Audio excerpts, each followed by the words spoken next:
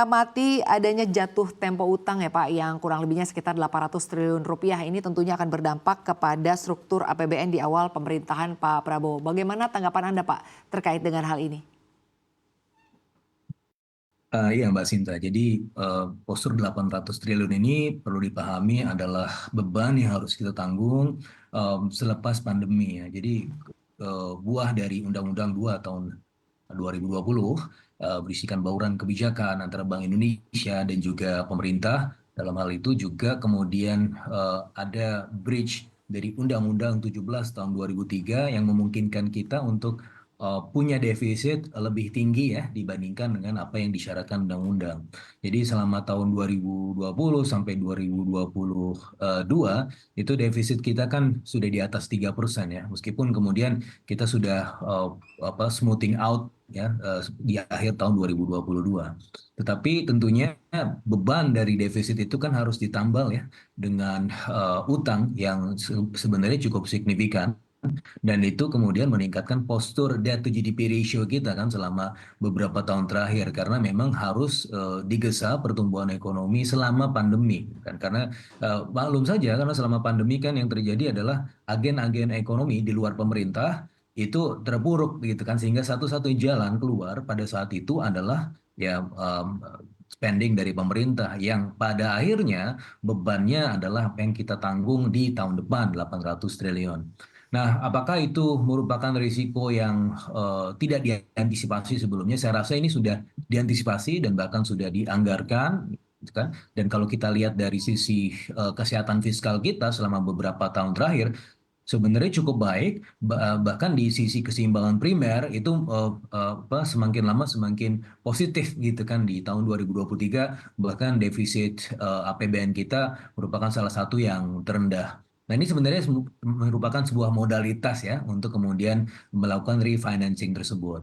Tetapi tentunya kita juga harus paham bahwa 2025 beban fiskal kita sebenarnya sudah cukup tinggi ya. Kalau kita lihat dari postur APBN yang dibacakan Presiden kemarin dalam nota keuangan 16 Agustus, defisit kita kan 2,52%, yang mana itu suatu hal yang moderat gitu kan. Di sisi yang lain, kalau kita lihat dari sisi nilai, itu 616 sampai 620 triliun defisitnya. Nah, on top dari itu semua, apa yang tadi kita bicarakan, 800 triliun yang harus dibayar itu atau kemudian di refinance. Nah, oleh karenanya mungkin banyak juga publik yang atau para ahli atau para ekonom yang juga kemudian mempertanyakan kondisi yield obligasi kita yang dipatok 7,1%. Padahal iklim moneter di tahun 2025 sebenarnya sudah cukup moderat. Bagaimana the Fed itu sudah hampir pasti itu memotong suku bunga beberapa kali di tahun depan dan pastinya akan diikuti oleh langkah serupa oleh Bank Indonesia. Dan oleh karena seharusnya iklim suku bunga di tahun depan itu kan relatif moderat atau bahkan lebih rendah. Tetapi kenapa yield obligasi itu bisa dalam rentang yang cukup tinggi ya? Nah, ini sebenarnya ada dua hal. Pertama adalah ada kemungkinan melesetnya ya target belanja dan juga target penerimaan itu kemungkinan pertama. Yang kedua adalah karena ada risiko refinancing ini. Ketika refinance artinya kan memang harus diisi bond yang lebih banyak dan pada akhirnya itu akan mengakibatkan suku bunga obligasi terkerek. 7,1% ini termasuk konservatif dan bahkan prediksi kita bisa sampai 7,2% yieldnya. Dan oleh karenanya ini suatu resiko yang sebenarnya sudah diantisipasi. Meskipun ya tentunya ini juga merupakan beban juga buat di kemudian hari. Tapi ini beban yang ya sudah sama-sama harusnya kita pahami bahwa ini adalah hal yang harus kita tanggung pasca pandemi. Baik Pak Fitra, artinya dengan era suku bunga tinggi ini tentunya akan memberikan pengaruh Pak terhadap artinya bagaimana pemerintah bisa mampu untuk melakukan pembayaran atau melakukan atau mengelola utang ini. Ya, tentu beban atau risiko paling berat adalah bukan di risiko utangnya, karena biar bagaimanapun utang pemerintah itu termasuk yang dalam kategori sehat ya, dan kemudian kalau pemerintah mengeluarkan SBN itu termasuk masih dalam kategori risk free, makanya peminatnya juga cukup ramai gitu kan.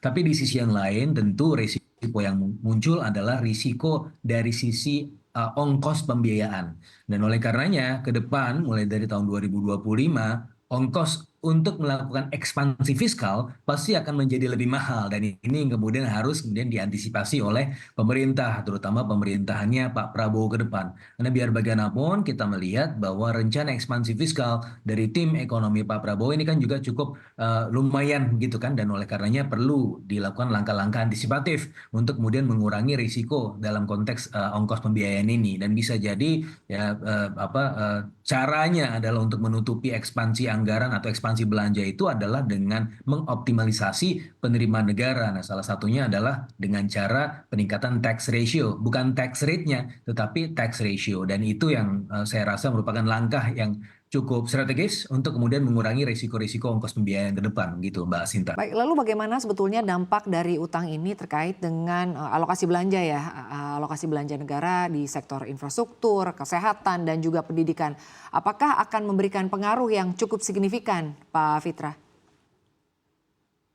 Kalau dari sisi apa yang sudah dianggarkan dalam nota keuangan kemarin kan memang sebenarnya sudah cukup jelas gitu ya, bahwa spending itu sudah teralokasikan dengan baik gitu kan. Nah, tetapi kalau ada alokasi di atas pola belanja yang kemarin sudah ditentukan dan mana ruangnya itu terbuka ya, selepas nanti dilantik menteri-menterinya, bisa terbuka ruang APBN perubahan. Nah, apalagi ketika kita melihat juga IKN ya, itu kan IKN-nya masih dalam pot anggaran formalitas saja. Bisa jadi itu bisa membengkak lagi ya, tergantung juga dengan kebutuhan. Kemarin kan kalau tidak salah ada 143 miliar. 143 miliar ini hanya pot anggaran. Formalitas bahwa anggarannya ini kemudian dikembangkan lebih lanjut lagi.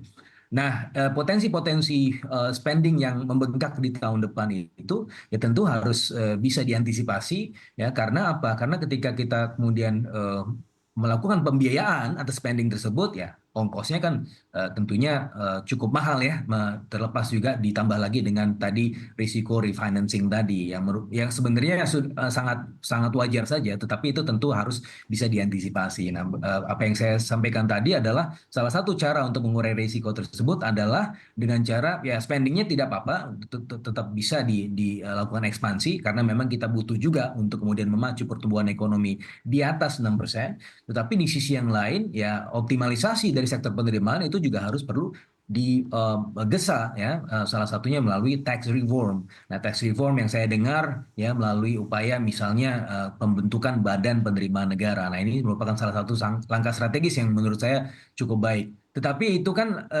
perlu waktu ya. Nah, yang bisa dilakukan dalam waktu singkat apa? Ya salah satunya adalah optimalisasi penerimaan negara, tax ratio, dengan cara untuk mencari lagi ya potensi-potensi penerimaan negara dari sektor-sektor yang selama ini banyak sekali mengemplang pajak. Nah, itu bisa saja untuk kemudian meningkatkan tax ratio kita. Karena 0,5% saja peningkatan dari tax ratio itu bisa sekitar 100 sampai 120 triliun terhadap penerimaan negara gitu kan.